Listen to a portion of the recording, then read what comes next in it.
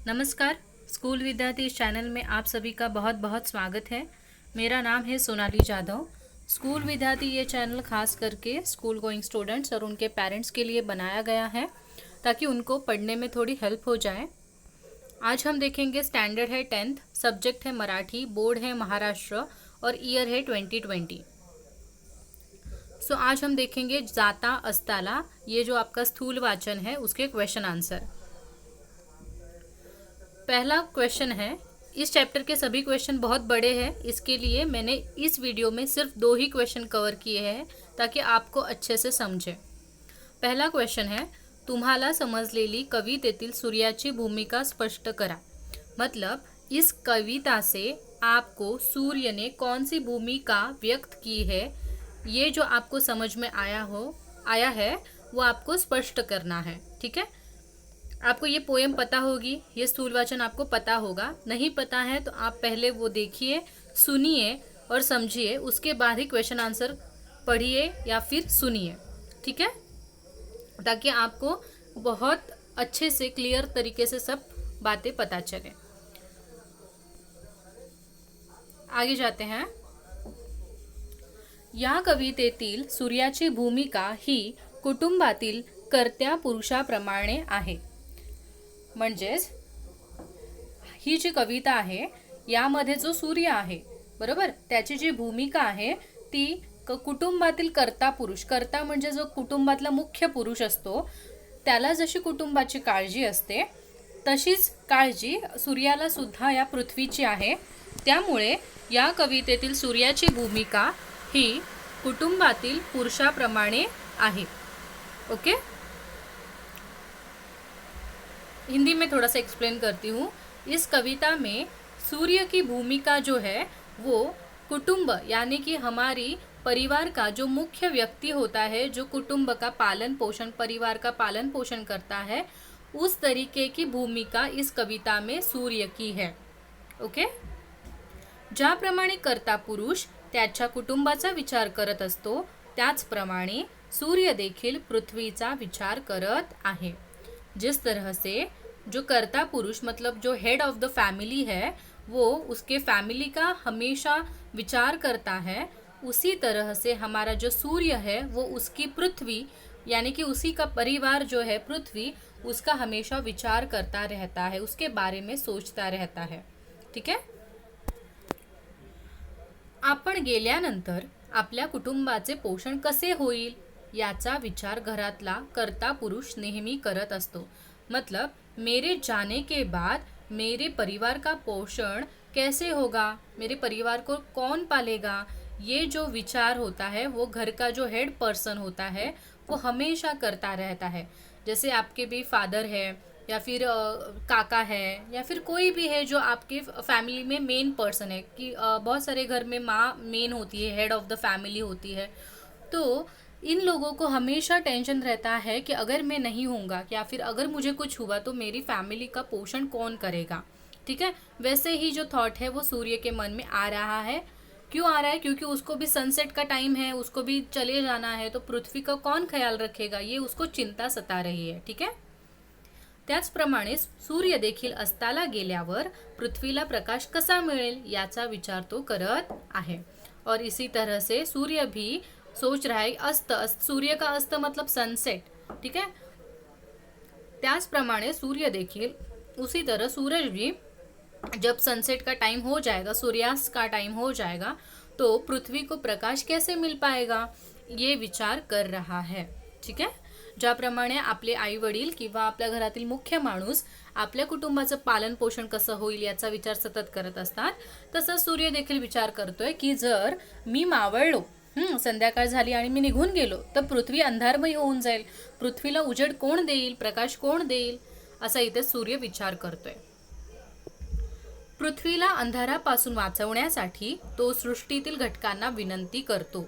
मतलब पृथ्वी को अंधेरे से बचाने के लिए वो सृष्टि में मौजूद इतर मतलब सूर्य के अलावा जो इतर मतलब और जो है घटक, जैसे कि चांद है या फिर पवन है, हवा है, पानी है, जल, वायु, इन लोगों को सबको रिक्वेस्ट करता है कि आप मेरी कुछ मदत कीजिए ताकि मैं पृथ्वी को उजाला दे सकूं. ठीक आहे. पण कोणीच पृथ्वीच्या मदतीला येत नाही, पर कोई भी पृथ्वी की मदत के लिए नहीं आता. हे पाहून सूर्याचे डोळे पाण्याने भरून येतात आणि त्याला खूप दुःख होते. और ये सब देख के कि पृथ्वी की मदद करने के लिए सूर्य को कोई मिल नहीं रहा है, ये सब सोच के उसके आंखों में पानी भर जाता है और उसको बहुत दुख होता है. ठीक है. आता तुम्ही यातले काही मुलं बोल, अरे नाही, चंद्रामुळे तर प्रकाश मिळतोच ना पृथ्वीला. पण चंद्राला सुद्धा प्रकाश सूर्यामुळेच मिळतो ना, त्याचाच प्रकाश रिफ्लेक्ट होतो पृथ्वीवर चंद्राच्या थ्रू. त्याच्यामुळे चंद्राला काही स्वतःचा प्रकाश नसतो. ठीक आहे. आणि सूर्य अशा माणसाला म्हणजे अशा घटकाला शोधतोय जो स्वतः प्रकाश त्याचा देईल. ठीक आहे. त्याच्यामुळे तुम्ही हे कन्फ्यूज होऊ नका इथे. ठीक आहे. तर इथे तुम्हाला मराठी मुलांना समजलं असेल की पृथ्वीला अंधारातून वाचवण्यासाठी तू सगळ्यांना ज्या नैसर्गिक घटना आहेत, झाडं आहेत, डोंगर आहेत, पर्वत, सगळ्यांना विचारतो की तुम्ही मला मदत कराल का. पण पृथ्वीच्या मदतीला कोणीच येत नाही. आणि हे सगळं पाहून सूर्याला खूप दुःख होतं की आता कसं काय करू मी. ठीक आहे. पुढे जाऊया. पण त्याच वेळेला एक छोटी पणती सूर्याच्या समोर येते. पर उसी वक्त एक छोटा सा जो दिया है वो सूरज के सामने आ जाता है आणि पृथ्वीवर प्रकाश करण्याची जबाबदारी घेते. और पृथ्वी पर प्रकाश फैलाने की वो जिम्मेदारी लेता है वो छोटा सा दिया. ठीक आहे. छोट्याशा, इथे शा पाहिजे, हा असं पाहिजे, य जॉईंट पाहिजे. ते मी करेक्ट करते, पीडीएफ मध्ये तुम्हाला जे देताना देईन. ठीक आहे. छोट्याशा पणतीचा तो विश्वास पाहून सूर्याला खूप आनंद होतो. मतलब वो छोटे दिए का जो आत्मविश्वास देख के सूरज बहुत खुश होता है. ठीक आहे. बघा, कधी कधी ना आपण खूप अडचणीत असलो की आपण खूप मोठ्या मोठ्या माणसांची मदत घ्यायला जातो आणि ते आपल्याला काही मदत करत नाही, मग आपल्याला खूप दुःख होतं. पण त्याच वेळेला एक छोटासा जरी हात आपल्या जवळ आला मदतीला तरी आपल्याला खूप धीर मिळतो. तर तीच परिस्थिती इथे सूर्याची झालेली आहे. आणि त्याच वेळेला एक छोटीशी पणती येते आणि त्याला म्हणते की मी पृथ्वीवर प्रकाश करेन जेव्हा तू नसशील तेव्हा. म्हणूनच तर सूर्यास्त झाल्यावर आपण दिवे लावतो. आता लाईट्स आहेत आपल्याकडे, पण त्याच्या आधी दिव्यांवरच आपला पूर्ण देश चालत होता. तर ती जी जबाबदारी असते की पृथ्वीला प्रकाश देण्याची, तर ती कोण घेते, पणती घेते आणि विश्वासाने सांगते. तर तो छोट्याशा पणतीचा विश्वास बघून सूर्याला खूप काय होतो, आनंद होतो. कळलं. पुढे, पृथ्वीच्या संरक्षणाची त्याची जबाबदारी तो पणतीवर देऊन आश्वस्त मनाने अस्ताकडे झुकतो. मतलब पृथ्वी के संरक्षण, मतलब पृथ्वी को सुरक्षित रखने की जो जिम्मेदारी है, जवाबदारी यानी जिम्मेदारी, वो पंटी के ऊपर, उस दिए के ऊपर छोड़ देता है. आश्वस्त का मतलब होता है एकदम बिंदास्त होके वो जो पृथ्वी का डिपार्टमेंट है, मतलब पृथ्वी जो है वो उस दिए के निगरानी में छोड़ देता है और अस्ताकडे झुकतो. अस्ताकडे झुकतो का मतलब है वो सनसेट, मतलब वो झुक जाता है. वो जो सनसेट का टाइम हो जाता है, सूरज का जो ढलना होता है वो ढल जाता है आराम से, बिंदास्त. ठीक है. अशा प्रकारे सूर्याची भूमिका आपल्याला या कवितेतून समजते. और इसी तरह सूरज की जो भूमिका है ये हमें इस पोयम से समझ में आती है. ठीक है. आगे आगे आप लोग जैसे ही आंसर आगे आगे बढ़ते हो, क्वेश्चन ही भूल जाते हो. तो ध्यान में रखिए, हमारा क्वेश्चन ये था कि इस पोयम में सूरज की क्या भूमिका है. तो इसी का आंसर हमने पढ़ा कि सूरज कौन है पृथ्वी के लिए, तो पालनहार है. फिर पालनहार है तो उसको टेंशन होगा पृथ्वी के बारे में कि मैं जब नहीं रहूँगा तो पृथ्वी का कैसे होगा. फिर वो मदद मांगता है दूसरे लोगों के साथ, फिर वो मदद नहीं करते, फिर से वो दुखी होता है. पर कोई एक छोटी सी पंक्ति आती है, फिर बोलते कि ठीक है मैं मदद करूँगी, तो खुश होता है और बुझ जाता है, मतलब ढल जाता है जो सूरज है वो. तो इस तरह से आपका पूरा आंसर यहाँ पे आपको याद रखना है. देखिए आंसर बहुत बड़ा है, मैं समझ सकती हूँ, पर ये रैपिड रीडिंग है और आपको ये करना बहुत ज़रूरी है क्योंकि 3-3 मार्क्स के लिए आपका क्वेश्चन आएगा स्थूल वाचन के लिए. तो आप इसको स्टोरी टाइप या फिर एक सीरीज़ में ऐसे माइंड में रखिए ताकि आप भूलें ना इस आंसर को. ठीक है. बहुत ही अच्छा और सिंपल आंसर है. हाँ, जो सूरज, दिया और पृथ्वी, इनके रिलेटेड ये पूरा आंसर घूमता रहता है, तो आप उसको अच्छे से याद कर सकते हो. ठीक आहे. मराठी मुलांना सुद्धा सांगते, हे अगदी सोप्पा आन्सर आहे. स्टोरी टाईप लक्षात ठेवा. प्रश्न उत्तर म्हणजे एकदम उत्तर असं नका लक्षात ठेवू. तुम्ही तुमच्या शब्दात थोडंफार लिहू शकता, पण तुम्हाला उत्तर लक्षात राहिलं पाहिजे. कॉन्सेप्ट नक्की उत्तरात काय लिहायचं हे तुम्हाला लक्षात राहिलं पाहिजे. तर तुम्ही स्वतःहून सुद्धा उत्तर लिहू शकता. तुम्हाला ओल्ड टू ओल्ड पाठ करायची काही गरज नाही. पण ज्यांचा काना मात्रा वेलांटी उकार किंवा वाक्यरचना ज्यांना मराठीत करता येत नाही त्यांनी प्लीज उत्तरं पाठ करा. ठीक आहे. ओके, पुढे जाऊया आपण. दुसरा प्रश्न बघूया. बघा, खूप मोठा आहे म्हणूनच 2 क्वेश्चन एका व्हिडिओमध्ये कव्हर केलेले आहेत. पणतीच्या उदाहरणातून कवितेत व्यक्त झालेला विचार स्पष्ट करा. मतलब यहाँ पे एक दिए का एग्जाम्पल दिया है, तो इस दिए के एग्जाम्पल से हमें उस दिए के विचार क्या स्पष्ट होते हैं ये हमें लिखना है. ठीक आहे. म्हणजे या कवितेत आपण बघितलं की सूर्याला मदत करायला पणती येते. मग पणतीचे विचार काय आहेत, हां, ते आपल्याला काय समजतं पणतीच्या या अशा वागण्यामुळे आपल्याला तिचे कुठलेही विचार समजतात ते तुम्हाला इथे लिहायचे आहेत. ठीक आहे. स्टार्ट करूया. सूर्य अस्ताला गेल्यावर पृथ्वीला प्रकाश कसा मिळेल याचा विचार सूर्य करत आहे. ठीक आहे. बघा, अर्ध्या लाईनी वरच्याच आपल्याला खाली कॉपी पेस्ट करायचे आहे. ठीक आहे. त्याच्यामुळे वरचं जर आन्सर व्यवस्थित केलं खालचं आन्सर पण तुमचं व्यवस्थित होऊन जाईल. ठीक है. तो सूरज अस्त मतलब जब सूरज का ढलने का वक्त आता है तो वो सोच रहा है कि पृथ्वी को प्रकाश कैसे मिलेगा. इसका जो विचार है वो सूर्य कर रहा है. पृथ्वीला अंधारापासून वाचवण्यासाठी तो सृष्टीतील घटकांना विनंती करतो. सेम ऊपर की लाइन है. तो आपका 1/2 ऑफर यहाँ पे आपको मिलता है कि आप ऊपर वाला आंसर करोगे तो नीचे वाले के 3 पॉइंट आपके इजीली हो जाते हैं. ठीक है. पृथ्वीला अंधारापासून वाचवण्यासाठी मतलब पृथ्वी को अंधेरे से बचाने के लिए सृष्टीतील अनेक घटक को वो रिक्वेस्ट करता है. विनंती यानी कि रिक्वेस्ट करता है. पण कोणीच पृथ्वीच्या मदतीला येत नाही. पर कोई भी पृथ्वी की हेल्प नहीं करता, मदद नहीं करता. ठीक है.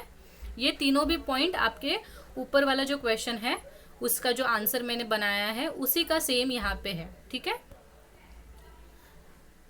पण त्याच वेळेला एक छोटी पणती सूर्याच्या समोर येते आणि पृथ्वीवर प्रकाश करण्याची जवाबदारी घेते. ये भी ऊपर वाला ही आंसर है आपका, क्योंकि इसमें भी ये चीज़ें आएंगी. इसके लिए सेम आंसर मैं नीचे लिख रही हूँ ताकि आपको भी थोड़ा सा रिलैक्स हो जाए कि नहीं, ऊपर वाला ही आंसर मुझे दोनों जगह में यूज़ कर सकता हूँ. ठीक है.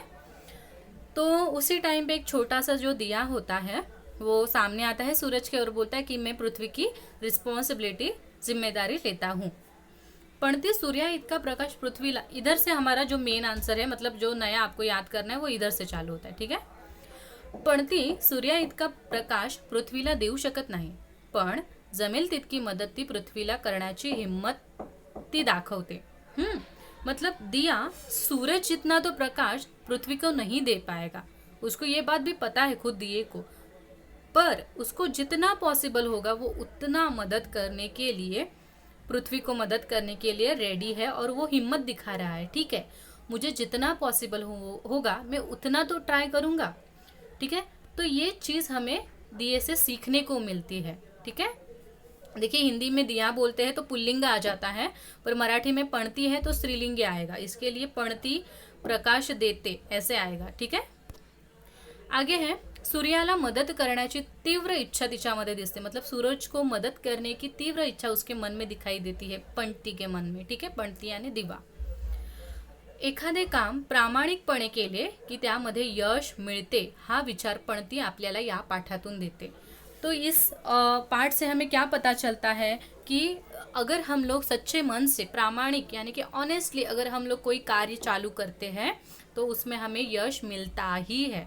और ये विचार जो है ये पणती हमें इस पाठ के थ्रू देती है कि देखिए, कभी कभी हमें ऐसा लगता है, कधी कधी आपल्याला वाटतं की आपल्याकडे काही गोष्टी नाही आहे त्याच्यामुळे आपण पुढे सुरुवात करू शकत नाही. ठीक आहे. पण असं काही नसतं. तुम्ही प्रयत्न करा, प्रामाणिकपणे प्रयत्न करा. ज्या काही गोष्टी तुमच्याकडे आहेत त्यातून तुम्ही प्रयत्न करून बघा आणि तुमचे जर प्रामाणिक प्रयत्न असतील ना तर तुम्हाला त्याच्यामध्ये यश नक्की मिळतं. थोडासा वेळ जातो, थोडी जास्त मेहनत करावी लागते, पण तुमच्या हक्काचं यश तुम्हाला मिळतं आणि ते सगळ्यात इम्पॉर्टंट आहे. आतासुद्धा लॉकडाऊनचा काळ आहे. भरपूर मुलं जे असे आहेत त्यांच्याकडे गाईड घ्यायला पैसे नाही आहेत किंवा गाईड मिळत नाही आहेत किंवा भरपूर अशी कारणं आहेत. सगळ्यांकडे फायनान्शियल प्रॉब्लेम चालू आहेत, घरात चिडचिड चालू आहे आणि त्यात 10वीचं वर्ष आहे. त्याच्यामुळे खूप मुलं डिमोटिवेट होतात की कळत नाही आहे आमच्यासोबतच असं का होतं आहे, आम्ही 10वीत गेलो आणि असं का होतं आहे. तर खरं बघायला गेलं तर असं काही नाही. तुमच्याकडे आता सध्या मोबाईल आहे, तुमच्याकडे नेट आहे. तुम्ही खूप साऱ्या व्हिडिओ यूट्यूबवरून घेऊ शकता, ज्यांच्या मदतीने तुम्ही अभ्यास करू शकता. आणि तुम्ही जर स्वतःहून मनाने तयार असाल ना, तर तुम्हाला कुठून ना कुठून मदत मिळतेच. पण तुम्हीसुद्धा मनाने प्रामाणिक प्रयत्न केले पाहिजेत. ठीक आहे, माझ्याकडे जे आहे, मला जेवढं पॉसिबल होईल मी तेवढ्यातून करेन. अशी मनात तुम्ही हिंमत ठेवा या दिव्यासारखी. ठीक आहे, आपण सूर्यासारखा जरी नसलो तरी आपण एक दिवा जरी झालो तरी ती खूप मोठी गोष्ट असते. अंधारात त्या दिवालाच खूप जास्त इम्पॉर्टन्स असतं की नाही. ओके, तर हा जरा थोडासा जनरल नॉलेजवाला तुमचा पार्ट झाला इथे माझ्यासोबत. पण मला सांगणं ते खूप गरजेचं वाटलं, कारण मुलं खूप इनोसेंट असतात. जरी आपण म्हटलं की नाही हल्लीची मुलं खूप हुशार आहेत, खूप उलट बोलतात, पण शेवटी ती मुलं आहेत हे विसरलं नाही पाहिजे. आणि त्यांना पण टेन्शन्स असतात 10वीमध्ये की कसं होईल, काय होईल. आपल्या बोलण्याचा, पॅरेंटच्या बोलण्याचा त्यांच्या मनावर खरंच कधी कधी खूप परिणाम होत असतो. आपल्याला ती गोष्ट कळत नाही, कारण आपण त्यांच्या वयाचे नसतो. पण त्यांना पण समजून घेतलं पाहिजे आणि मुलांनीही पॅरेंट्सला समजून घेतलं पाहिजे. असं नाही मी फक्त मुलांची साईड घेते, पण दोघांनी एकमेकांना समजून घ्या, तर दोघंही पुढे जातील. शेवटी आपण एका कुटुंबाचा भाग आहोत हे आपल्याला विसरलं नाही पाहिजे. आणि अशा प्रकारे थोडासा गप्पावाला भाग झालेला आहे शेवटी. पण जर तुम्हाला ही व्हिडिओ आवडली असेल तर प्लीज व्हिडिओला लाईक करा, चॅनलला सबस्क्राईब करा आणि शेअर करा व्हिडिओ. तुमच्या अशाच खूप चांगल्या ज्या मित्रमैत्रिणी आहेत वर्गात त्यांनासुद्धा मदत होईल, कारण हा काळच असा आहे की आपल्याला एकमेकांची मदत केली पाहिजे. आणि त्याच्यासाठी तुम्हीसुद्धा थोडेसे प्रयत्न करा, मीसुद्धा थोडेसे प्रयत्न करते. सो भेटूया आपण नवीन व्हिडिओसोबत. तोपर्यंत धन्यवाद.